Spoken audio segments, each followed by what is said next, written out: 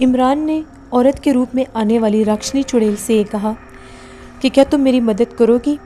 मुझे तुम्हारी मदद चाहिए। मुझे तुमने कजली का पुतला ढूंढने में मेरा साथ देना होगा। जिस पर राक्षनी चुड़ैल ने हुसीली आवाज़ में कहा, मुझे तुम्हारी इन बातों से कोई गर्ज नहीं है। अगर तुम्हारे पास गुरुदेव का दिया हुआ ये मोहरा ना होता तो तुम इस वक्त ज़िंदा ना होते। सबसे पहले मैं तुम्हारा कलेजा निकाल कर खा चुकी होती, मगर मुझे हर हालत में गुरुदेव की आज्ञा का पालन करना है। मैं कजली बदरू का पुतला हासिल करने में तुम्हारी मदद करने की पाबंद हूँ। इमरान ने कहा, क्या तुम बता सकती हो कि ये पुतला किस जगह रखा हुआ है? राक्षनी चुड़ैल ने अपने लंबे बालों को पीछे हटाते हुए कहा, जिस बदरू कजली का ये पुतला है वो मुझसे 10 गुना ज़्यादा ताकतवर है। वो काले जादू की माता है। अगर इसे ज़रा से भी भनक पड़ गई कि इसके पुतला तलाश करने में मैं तुम्हारी मदद कर रही हूँ तो वो इसी लम्हे यहाँ पर आएगी और मुझे चीर फाड़ देगी।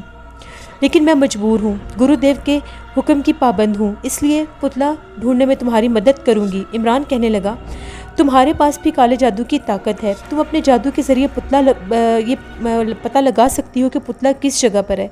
राक्षनी चुड़ैल बोली, मेरा सारा जादू बदरू कजली की ताकत का मुकाबला नहीं कर सकता। तुम इस किस्म की बातें मत करो। मैंने तुम्हें कह दिया है, जो हुक्म मुझे मिला है मैं इसका सुराग लगाने की ज़रूर कोशिश करूँगी। इमरान खामोश हो रहा। राक्षनी चुड़ैल ने 2-3 लंबे लंबे सांस लिए और कहने लगी, तुम 2 दिन छोड़कर यहाँ पर आना। फिर खुद ही कुछ सोचकर बोली, नहीं, तुम यहाँ पर मत आना। 2 दिन के बाद मैं खुद तुम्हारे पास आऊँगी और तुम्हें आकर बताऊँगी कि राक्षनी के कजली का पुतला किस जगह पर है। तभी इमरान से ये कहने लगी कि तुम किस जगह पर रहते हो? इमरान ने कहा कि मैं आज दोपहर को ही श्रीलंका पहुंचा हूँ। मनार की गोदी से ट्रेन में बैठकर यहाँ पर आया हूँ और सीधा तुमसे मिलने जंगल में आ गया हूँ। राक्षनी चुड़ैल ने इमरान को अपना मकनातीसी निगाहों से घूर कर कहा कि जाओ और टनोकोमाला के किसी होटल में ठहर जाओ। 2 दिन के बाद मैं शाम को तुमसे मिलने आऊँगी। इमरान बोला, क्या तुम्हें पता चल जाएगा कि मैं कौन से होटल में ठहरा हूँ? इतना सुनना था कि राक्षनी चुड़ैल की आंखों से नीली चिंगारियाँ फूटने लगीं। इसके चेहरे पर शदीद गुस्से के आसार पैदा हो गए। इमरान को फ़ौरन एहसास हो गया कि वो औरत एक चुड़ैल है। इसके आगे ऐसी बात नहीं करनी चाहिए थी। राक्षनी चुड़ैल ने दांत पीसते हुए कहा, तुम मुनेश लोग बड़े गुस्ताख होते हो। क्या तुम नहीं जानते कि मैं राक्षनी चुड़ैल हूँ और इस मुल्क की सारी चुड़ैलों की महारानी चुड़ैल हूँ? इमरान ने फ़ौरन माजरत पेश करते हुए कहा, मैं क्षमा चाहता हूँ, दोबारा भूल कर भी ऐसी गलती नहीं करूँगा। राक्षनी चुड़ैल का गुस्सा ठंडा हो गया और कहने लगी, अब तुम जाओ और 2 दिन के बाद शाम को मैं तुम्हारे पास आऊँगी। इतना ही कहना था कि राक्षनी चुड़ैल गायब होगी। इमरान ने इसी लम्हे चुड़ैलों के जंगल से वापसी का सफ़र करना शुरू कर दिया। एक बात इमरान ख़ास तौर पर महसूस की थी कि जब राक्षनी चुड़ैल पहले इसके पास आई थी तो इससे कुछ फासले पर खड़ी थी, लेकिन जैसे ही इमरान ने उसको स्याह मोहरा दिया और उसका हाथ इमरान के हाथ से टकराया तो राक्षनी चुड़ैल उससे 2-3 कदम पीछे हटकर खड़ी थी। इसकी वजह यह थी कि राक्षनी चुड़ैल फ़ौरन से समझ गई थी कि इंसान के जिस्म पर कहीं ना कहीं अल्लाह की पाक कलाम का तावीज़ बांधा हुआ है। अगर राक्षनी चुड़ैल इस वक्त औरत के रूप में ना होती और अपने असल रूप में इमरान के सामने आती तो जलकर राख हो जाती। उसे सिर्फ़ और सिर्फ बचाया था तो उस औरत के रूप ने बचाया था जिसमें वो इमरान के सामने आई थी। इसके बावजूद भी उसको शदीद झटका लगा था और वो इमरान से दूर जाकर खड़ी हो गई थी।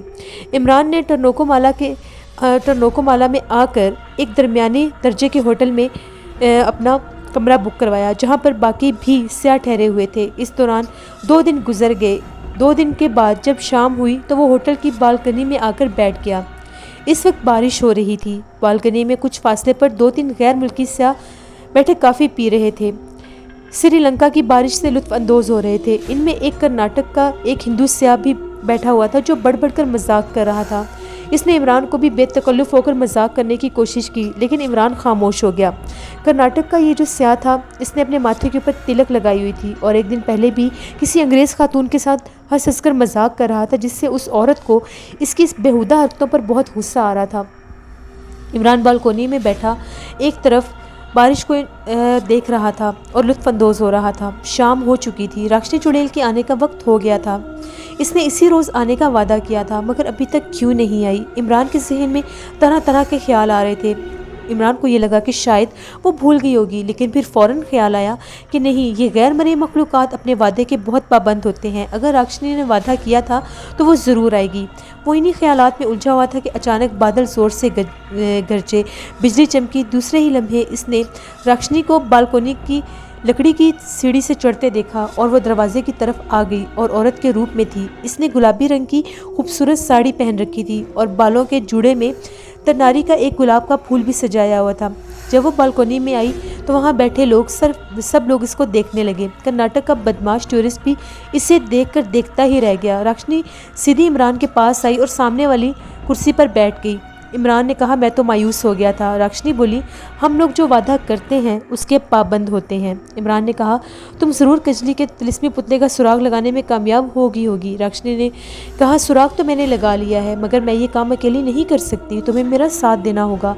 इमरान ने कहा कि मैं तैयार हूँ, तुम जिस वक्त मुझे कहोगी मैं वैसा ही करूँगा और हम लोग यहाँ से चल पड़ेंगे। राक्षनी चुड़ैल ने बालकनी के नीचे बारिश में भीगते हुए फूलों को देखा और फिर कहने लगी, उस रोज़ मुझे कुछ महसूस हुआ था कि तुम्हारे जिस्म के ऊपर अल्लाह की पाक कलाम का कोई तावीज़ है और मुझे आज भी महसूस हो रहा है। उस तावीज़ की वजह से मैं तुम्हारे करीब आकर खड़ी नहीं हो सकी और आज भी मुझे वही सब महसूस हो रहा है। क्या ये बात सच है? तुम्हारे पास कोई ऐसी चीज़ है? जिस पर इमरान ने कहा, हाँ, तुम्हें बिल्कुल ठीक महसूस हुआ था। मेरे बाजू पर अल्लाह की पाक कलाम का एक तावीज़ बांधा हुआ है जो मेरी हिफाजत के लिए है, क्योंकि मैं जिस जंगल में गया था वो जंगल चुड़ैलों का जंगल मशहूर था, तो वहाँ पर मेरा वास्ता जब आसेबों से पड़ना था तो इसलिए मेरे पास वो एक ख़ास तावीज़ है। तभी राक्षनी चुड़ैल ने कहा, ये बड़ी अच्छी बात है तुम्हारे लिए, मगर आगे जो मुहिम दरपेश है, यानी जिस मुहिम पर तुम मेरे साथ जाने वाले हो, इसकी राह में तुम्हारा इस तावीज़ की वजह से ज़बरदस्त रुकावट पैदा हो सकती है, क्योंकि इस मुहिम के दौरान तुम्हें कदम कदम पर चुड़ैलों और भूतों और आसेबों और इनके तिलिस्म से वास्ता पड़ेगा। तुम्हारे पास इस तावीज़ की वजह से ये मखलूक वहाँ से फ़रार हो जाएगी और जो चुड़ैलें कजली के उस पुतले की तिलिस्मी पुतले की हिफाजत कर रही हैं वो उसको लेकर वहाँ से फ़रार हो जाएंगी और हमें पता भी नहीं चलेगा। इसलिए तुम्हें इस तावीज़ को उतारना होगा। लेकिन इमरान बोला, लेकिन ये तावीज़ तो मैंने अपनी हिफाजत के लिए बांधा है। राक्षनी चुड़ैल ने कहा, मैं जानती हूँ और समझती भी हूँ, लेकिन तुम्हें ऐसा करना चाहिए। तुम्हारी जगह पर मैं होती तो अपने आप को चुड़ैलों और आसेबों से बचाने के लिए ऐसा ही करती, लेकिन यहाँ हालात दूसरी किस्म के हैं। तुम मेरे साथ हो, जब तक तुम मेरे साथ हो तुम्हें किसी किस्म का कोई ख़तरा महसूस नहीं करना चाहिए। अगर तुम ये तावीज़ अपने पास रखोगे तो मुमकिन है कि हम पुतले तक तो पहुँच जाएं, लेकिन वो चुड़ैलें जो उस पुतले की हिफाजत कर रही हैं उनको लेकर वहाँ से गायब हो जाएंगी। मैं औरत के इंसानी रूप में होने की वजह से अब तक बची हुई हूँ, इसके बावजूद भी तुम्हारे करीब आने से डरती हूँ। इमरान ने कहा, तुम्हारे ख्याल में मुझे क्या करना चाहिए? राक्षनी चुड़ैल ने कहा, तुम्हें आर्जी तौर पर कुछ वक्त के लिए इस तावीज़ को उतार कर कहीं रख देना चाहिए। जब तुम कामयाब होकर आ जाओगे तो उसके बाद ये तावीज़ दोबारा बांध सकते हो। ये अमल महज 2 दिन का होगा, 2 दिन ही लगेंगे हमें तिलिस्मी पुतला ढूंढने में। इमरान को राक्षनी की बात में किसी किस्म का कोई शक नहीं दिखाई दे रहा था। इमरान को ये लगा कि शायद वो ठीक कह रही है। आगे इसका वास्ता चुड़ैलों की दुनिया से पड़ना था। अगर वो चुड़ैलें तिलिस्मी पुतला लेकर गायब होगी तो इस मुहिम का कोई फ़ायदा नहीं रहेगा।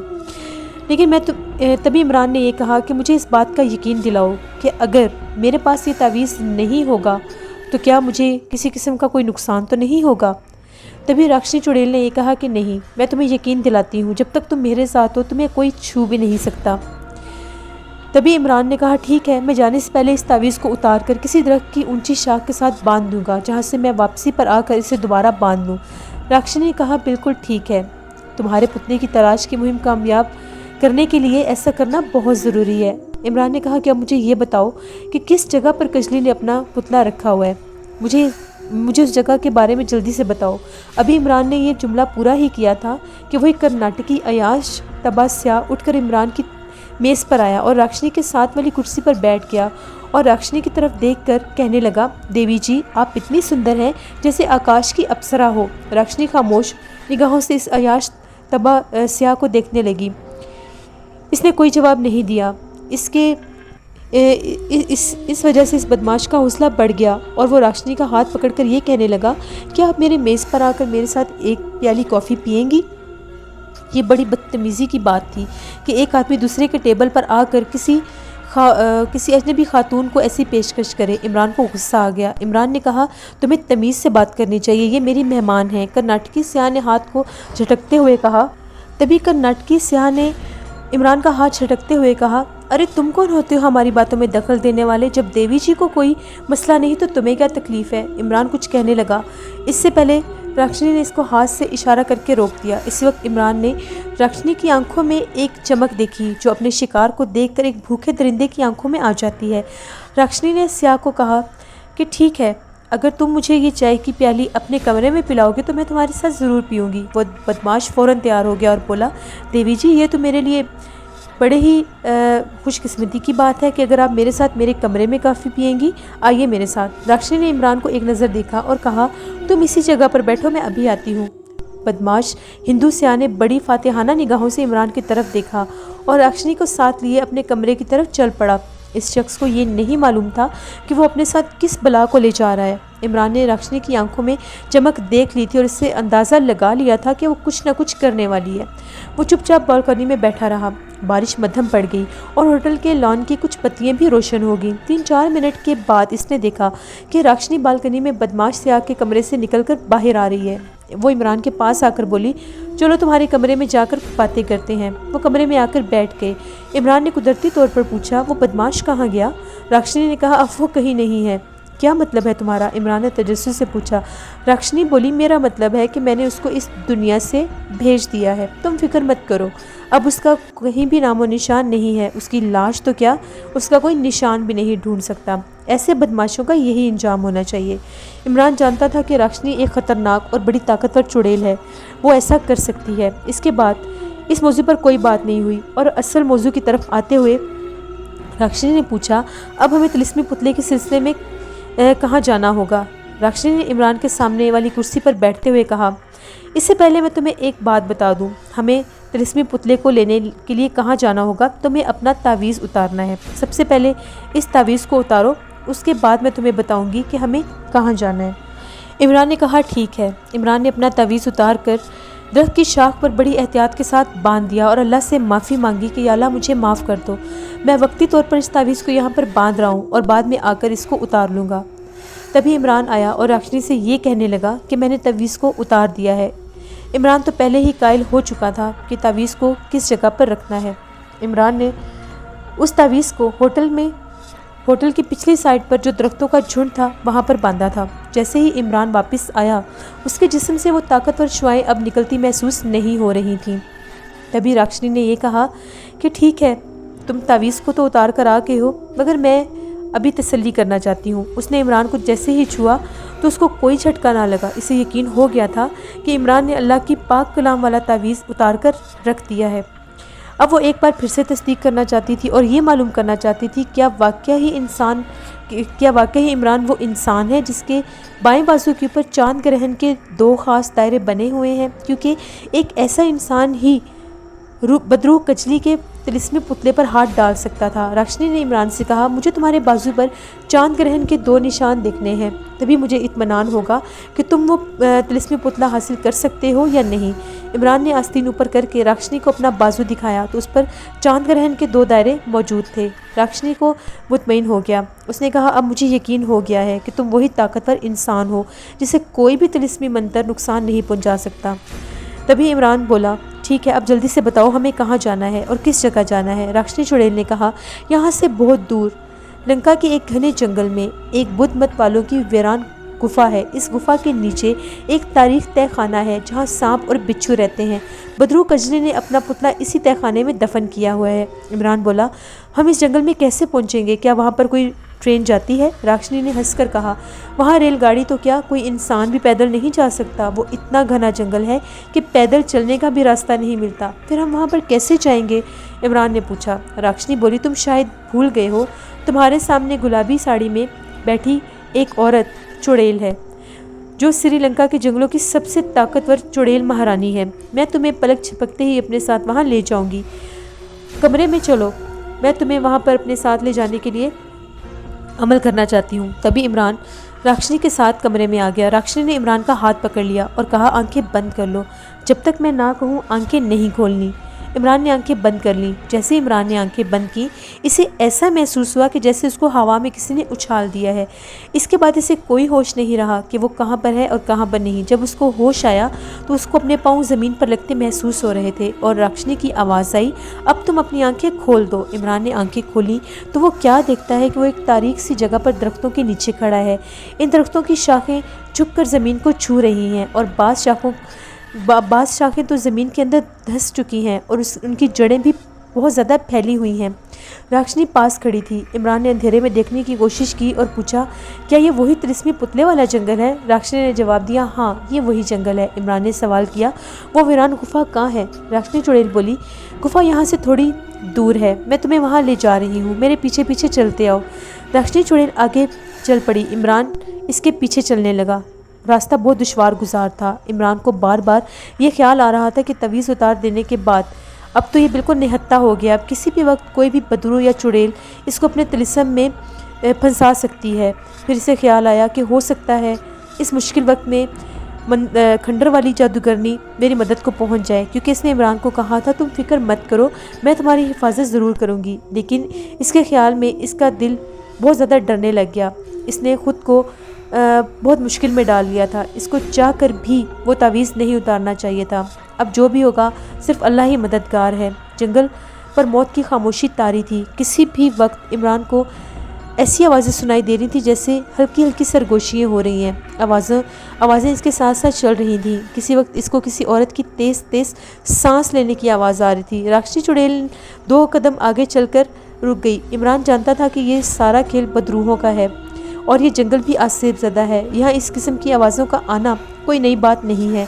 फिर इमरान ने अपने दिल से ये खौफ भी महसूस हो रहा था कि मेरे पास जो अल्लाह के नाम का पाक तावीज़ था वो मेरी पूरी ताकत थी, अब वो भी मेरे साथ नहीं है। उसे अपनी गलती का एहसास हो रहा था, लेकिन अब कुछ नहीं हो सकता था, वक्त गुजर चुका था। राक्षसी चुड़ैल एक स्याफाम नुकीली चट्टान के पास आकर रुक गई। इमरान गौर से चट्टान को देखने लगा। अंधेरे में 10-15 फीट ऊंची नुकीली चट्टान ज़मीन पर इस तरह से झुकी हुई थी जैसे कोई खौफनाक भूत सर झुकाकर नीचे देख रहा हो। राक्षसी ने चट्टान की तरफ इशारा किया और इमरान से कहा, इस चट्टान के आगे मैं नहीं जा सकती, क्योंकि इसके आगे बदरू कचली का ख़तरनाक तिलिस्म का दायरा है। मैं अगर आगे गई तो जलकर राख हो जाऊंगी। इमरान बोला, फिर आगे कौन जाएगा? राक्षसी बोली, आगे सिर्फ तुम जा सकते हो, क्योंकि तुम्हारे ऊपर किसी किस्म का तिलिस्म असर नहीं कर सकता। इमरान ने घबरा कर कहा, लेकिन मेरे पास तो अब इन बदरूहों के तिलिस्म से बचने वाला तावीज़ भी नहीं है, मैं आगे कैसे जा सकता हूँ? राक्षसी चुड़ैल कहने लगी, तुम्हारे पास 2 ताकतें हैं। एक तो तुम्हारे बाजू के ऊपर चांद ग्रहण के 2 निशान हैं जो करोड़ों में से किसी एक इंसान के पास होते हैं, और दूसरा मैं देख रही हूँ कि तुम्हारे अंदर बदरू कजली की ताकत का कुछ हिस्सा मौजूद है। मुझे मालूम है कि ये ताकत तुम्हारे अंदर कैसे आई और कैसे नहीं, मगर ये तुम्हारी हिफाजत कर रही है। तुम्हें बदरू कजली के तिलिस्मी मंत्र कुछ भी नहीं कह सकते। इमरान को याद आ गया कि जादूगरनी की लाश ने इसे बताया था कि तिलिस्मी पुतले का एक कील इसके सर में जाकर घुस गया है और गायब हो गया है। इसी वजह से इसके अंदर बदरू औरत की आधी ताकत मौजूद है जो किसी भी कुव्वत का मुकाबला करने के लिए काफ़ी है। तभी इमरान ने कहा कि ठीक है, मुझे क्या करना होगा, मुझे बताओ वो पुतला कहाँ है? राक्षसी बोली, मैं वही बताने जा रही हूँ, सुनो। जब तुम इस चट्टान के पीछे जाओगे तो तुम्हें अपनी बाईं जानब स्याह काले रंग की ज़मीन नज़र आएगी। वहाँ पाँव मत रखना, वो ज़मीन नहीं बल्कि बड़ी ख़तरनाक दलदल है जो बड़े से बड़े हाथी को भी एक लम्हे में निगल सकती है। यहाँ से बदरू औरत कजरी के तिलिस्म का हिसार शुरू हो जाता है। हो सकता है तुम्हें वहाँ हल्के हल्के झटके लगने महसूस हो जाएं। तुम घबराना मत, ये बदरू कजरी के तिलिस्म का असर होगा जो तुम्हें नुकसान नहीं पहुँचा सकेगा। तुम दलदली ज़मीन के किनारे किनारे चलते जाओगे। 15-20 कदमों के बाद तुम्हें एक खस्ता हाल खंडर नजर आएगा। यही खंडर वो गुफा है जिसके तय खाने में बदरू कजली ने अपना पुतला दफन किया हुआ है। इमरान ने धड़कते हुए दिल के साथ राक्षसी चुड़ैल की बातें सुन रहा था। वो बार बार अपने कुछ होठों पर जुबान फेर रहा था। इसे महसूस हो रहा था कि ये चुड़ैल इसे एक ऐसी जगह पर भेज रही है जहाँ से शायद वो जिंदा वापस ना आ सके।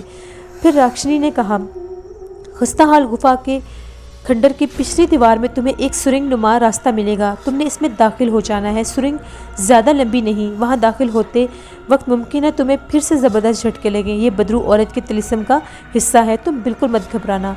ये ज़बरदस्त तिलिस्म भी तुम्हारा कुछ नहीं बिगाड़ सकेगा। सुरंग की एक दीवार के पास जाकर ख़त्म हो जाएगी। इस दीवार में एक छोटा सा जीना नीचे उतरेगा जो तहखाने में जाता है। इस तहखाने में जब तुम जाओगे वहाँ पर बहुत ज़्यादा सांप और बिच्छू होंगे, लेकिन वो तुम्हारा कुछ भी नहीं बिगाड़ सकेंगे।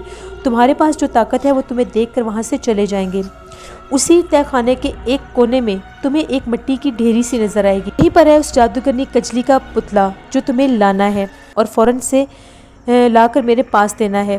अब तुम जाओ, मैंने सारी बातें तुम्हें बता दी हैं, तुम्हें फ़िक्र करने की ज़रूरत नहीं है। मैं तुम्हारा यहीं पर इंतज़ार करूंगी। तुम फ़ौरन से पुतला लेकर मेरे पास आओ।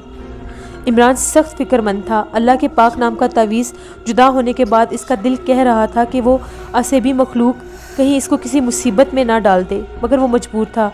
राक्षसी चुड़ैल ने इसे कहा था और इसको इस बात पर अमल करना ही था। चुनाचे उसने अल्लाह को याद किया, अपने गुनाह की माफ़ी मांगी, उस भूतनुमा चट्टान की तरफ कदम बढ़ा दिए। इस मनहूस अंधेरे में जंगल एक बहुत ही ज़्यादा मनहूस भूत की तरह लग रहा था। चट्टान की दूसरी तरफ दलदली ज़मीन शुरू हो चुकी थी। इमरान रुक गया, अंधेरे में आंखें फाड़ फाड़ कर देखना चाह रहा था।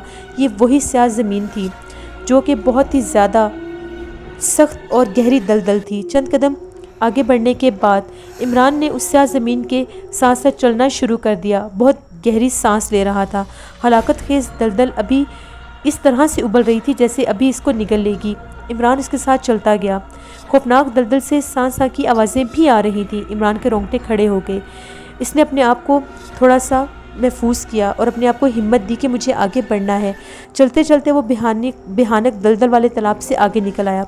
इसने रुककर इर्द गिर्द देखा तो थोड़े फासले पर इसको हौलनाक स्याह भूत सर उठाए खड़ा दिखाई दिया। इसने गौर से देखा, ये भूत वीरान गुफा के अंदर वाला खंडर था। इसे इसी खंडर के तहखाने में जाना था। अपने आप को निहत्था महसूस करने के बाद वो गुफा के तरफ बढ़ने लगा। बहुत घबरा रहा था, लेकिन यह ख्याल इसको मजबूर कर रहा था कि इसने खल्के खुदा को उस बदरू की दरिंदगी से बचाना है। इसलिए वो अल्लाह का नाम लेकर आगे बढ़ता हुआ जा रहा था। जैसे ही इमरान वहाँ पर पहुँचा, वहाँ पर इसको सुरंग नुमा अंधेरी गुफा का रास्ता मिल गया। इमरान वहाँ पर चलता चलता आगे बढ़ गया। जैसे वो दीवार ख़त्म हुई, वहाँ पर एक स्याह शगाफ था। इमरान को पता था कि यहीं से तहखाना शुरू होता है।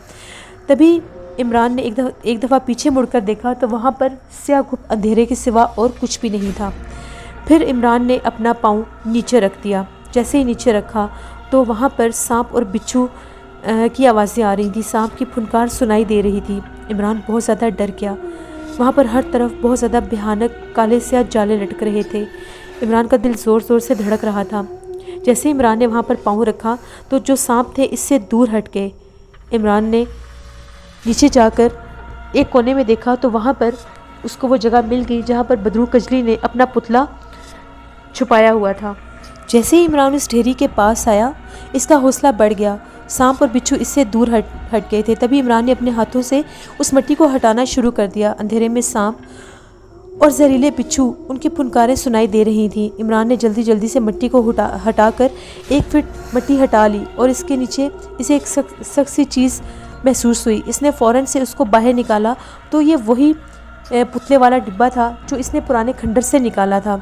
जैसे ही इमरान ने पुतले को हाथ लगाया, एक ज़ोरदार चीख इसको सुनाई दी। ऐसा लगा जैसे कोई धमाका हुआ है। वो बहुत ज़्यादा डर गया, लेकिन उसने तेज़ी से उस डिब्बे को अपने हाथ में पकड़ लिया।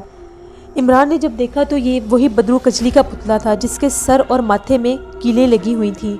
जैसे इमरान ने देखा, ये वही पुतला था, वही मनहूस पुतला जो इसने पुराने खंडर में देखा था, जिसमें से एक कील निकलकर इसके जिस्म में घुस गया था। अब इसमें कितनी सच्चाई थी वो नहीं जानता, जो बात उसको खंडर वाली जादूगरनी ने बताई थी। तभी इमरान ने तेज़ी के साथ उस पुतले को थामा और तहखाने से भागता हुआ सुरंग में आया। सुरंग में इसने बहुत ज़्यादा भयानक चीखें सुनी। इमरान बहुत ज़्यादा डर रहा था। ये चीखें सुरंग की चारों तरफ से बुलंद हो रही थी, मगर इमरान ने डरे बगैर सुरंग में तेज़ तेज़ कदमों से चलना शुरू कर दिया। सुरंग के दहाने पर आकर इसे इसे एक धक्का सा महसूस हुआ, लेकिन उसने खुद को संभाल लिया। अब वो गुफा के खंडर से बाहर आ गया। इसे ऐसा महसूस हो रहा था कि तिलिस्मी पुतले में जैसे जान पड़ गई है। वो वहाँ से निकलने की कोशिश कर रहा था, मगर इमरान ने इसे अपने हाथों में मजबूती से रखा हुआ था। ये पुतला सारे फसाद की जड़ था। वो इसे फ़ौरन जलाकर राख कर देना चाहता था। अंधेरी रात में इसने गौर से देखा कि दलदली तालाब के करीब से भी गुजर गया है। स्याह चट्टान के सामने जहाँ राक्षसी चुड़ैल बेताबी से इसकी राह तक रही थी, राक्षसी चुड़ैल ने इमरान को अंधेरे में अपनी तरफ आते देख लिया। इमरान स्याह चट्टान की ओर से राक्षसी चुड़ैल को अपनी तरफ आते देखा। तभी उसने कहा, मैं जानती थी तुम अपने मकसद में कामयाब हो जाओगे। ये मनहूस पुतला लाओ, मुझे दे दो। इसको फ़ौरन जलाकर राख कर दूंगी मैं। इमरान ने कहा, नहीं, इसको मैं खुद ही राख कर दूंगा। मैं खुद चाहता हूँ कि ये काम मैं खुद करूँ। इसने सोचे समझे बगैर बदरू को तभी बदरू औरत ने कहा, नहीं, तुम ये नहीं कर सकते। ये पुतला मुझे दो, इसको मैं ठिकाने लगाऊंगी। इसने सोचे समझे बगैर बदरू औरत का तिलिस्मी पुतला राक्षसी के हवाले कर दिया। पुतला हाथ में आते ही राक्षसी की आंखों में एक तेज़ रोशनी की बिजली चमकी और इसने एक भयानक कहका लगाते हुए कहा, कजली कजली, आज तुझसे इंतकाम लेने का वक्त आ गया। अब तुम मुझसे नहीं बच सकेगी। इमरान सहम कर रह गया और राक्षसी को देख रहा था। राक्षसी ने इमरान की तरफ देखा और इसकी आंखों में से आसमानी बिजली की तेज़ चमक बाहर निकल रही थी। वो कहने लगी, तुम्हें डरने की ज़रूरत नहीं है इमरान। तुमने मेरी खातिर वो काम किया है जो तुम्हारे सिवा कोई नहीं कर सकता था। इमरान बोला, मैं पुतला ले आया हूँ ना, अभी से तुम मेरे सामने जलाकर राख कर दो और दुनिया में जो बेगुनाह इंसानों का कत्लो गारत हो रहा है उसको ख़त्म कर दो। इस मनहूस असरा से छुटकारा मिल जाए। राक्षसी चुड़ैल ने एक झटके से अपने सर के बाल खोल दिए और दाएं बाएं गर्दन हिलाते हुए बोली, लेकिन इसको भस्म करने से पहले तुम्हें इस कामयाबी का एक इनाम देना चाहती हूँ। इमरान ने कहा, नहीं नहीं, मुझे किसी इनाम की कोई ज़रूरत नहीं है। तुम जल्दी से इसको जलाकर राख कर दो। राक्षसी चुड़ैल ने गुस्से से कहा, नहीं, तुम्हें अपना इनाम मिलेगा। इमरान ने महसूस किया कि राक्षसी की आवाज़ बहुत बुलंद हो गई है। वो भारी और डरावनी आवाज़ में बोल रही थी। वो बोला, मुझे तुमने जो इनाम देना है दो और जल्दी से इस मनहूस पुतले को जलाकर भस्म कर दो। राक्षसी चुड़ैल का चेहरा भी बिगड़ना शुरू हो गया। इमरान की समझ में कुछ नहीं आ रहा था कि सब कुछ क्या हो रहा है और क्यों हो रहा है। इस पर एक दहशत तारी हो गई। पुतला राक्षसी चुड़ैल के हाथ में था। इसकी आंखों से बिजलियाँ चमक रही थीं। इसने इमरान से कहा, अपनी आंखों को बंद कर लो और जब तक मैं तुम्हें तुम्हारा इनाम ना दे दूं आंखें मत खोलना। इमरान अजीब उलझन में था। राक्षसी चुड़ैल ने ये क्या ड्रामा शुरू कर दिया था। इमरान के पास इसका हुक्म मानने के सिवा और कोई चारा नहीं था। इसने आंखें बंद कर लीं। जैसे इमरान ने आंखें बंद की, इसके कानों में शां शां की आवाज़ें गूंजने लगीं, जैसे बहुत तेज़ आंधी चल रही हो। फिर इसे राक्षसी की आवाज़ सुनाई दी, अब आंखें खोलकर अपना इनाम देख लो। इमरान ने आंखें खोल दी। आंखें खोलने के बाद जो कुछ इसने देखा और महसूस किया, इस पर इसका खौफ तारी हो गया और दहशत के मारे ये चकरा कर रह गया। इसने देखा कि वो एक खूब अंधेरे में है। इसे फ़ौरन महसूस हुआ कि वो सिर्फ अपनी गर्दन हिला सकता है, इसके जिस्म नहीं हिल रहा था। इसे अपने बाजू और टांगे हिलाने की कोशिश की तो एक हैबतनाक इंकशाफ हुआ। वो ज़मीन में गर्दन तक अंदर धंसा हुआ था और ज़मीन पथरीली सख्त थी, जिसमें वो अपने जिस्म के किसी हिस्से को भी ज़रा सा भी नहीं हिला सकता था। सिवाय गर्दन के इसके जिस्म का कोई हिस्सा नहीं हिल सकता था। इमरान का पूरा जिस्म एक सख्त ज़मीन के अंदर धंसा हुआ था और इसका सिर्फ सर बाहर था। इसने फ़ौरन दहशतनाक चीख मारी। इमरान के हलक से बेइख्तियार निकला, मैं कहाँ पर हूँ। इसकी आंखों में आंसू आ गए। इसे अपने माँ बाप याद आ गए। बेइख्तियार इसने रोकर अल्लाह से अपने गुनाह की माफ़ी मांगी। घुप अंधेरे में अब दूर दूर तक कोई भी नहीं था। राक्षसी चुड़ैल ने इमरान को ज़मीन के अंदर जिंदा गाड़ दिया था। इमरान का सिर्फ सर बाहर था और पूरा धड़ उस पथरीली ज़मीन के अंदर दफन था। क्या इमरान वहाँ से निकलने में कामयाब होगा या वहीं पर तड़प तड़प कर मर जाएगा? ये सब कुछ जानने के लिए आप लोगों को देखनी पड़ेगी शमशान नॉवल की अगली एपिसोड। इमरान ने जो गलती की अपने जिस्म से तावीज़ उतारने की, उसका खमियाजा वो कब तक भुगतेगा? क्या वो वहीं पर रहेगा या मर जाएगा? ये आप लोगों को कल पता चलेगा। जिन लोगों ने अभी तक मेरे चैनल को विज़िट किया है और सब्सक्राइब नहीं किया, मेरे चैनल को ज़रूर सब्सक्राइब करें, क्योंकि ये नॉवल आगे इससे भी ज़्यादा थ्रिलिंग और हॉरर होने वाला है। मेरे चैनल की स्टोरीज़ को ज़्यादा से ज़्यादा शेयर करें।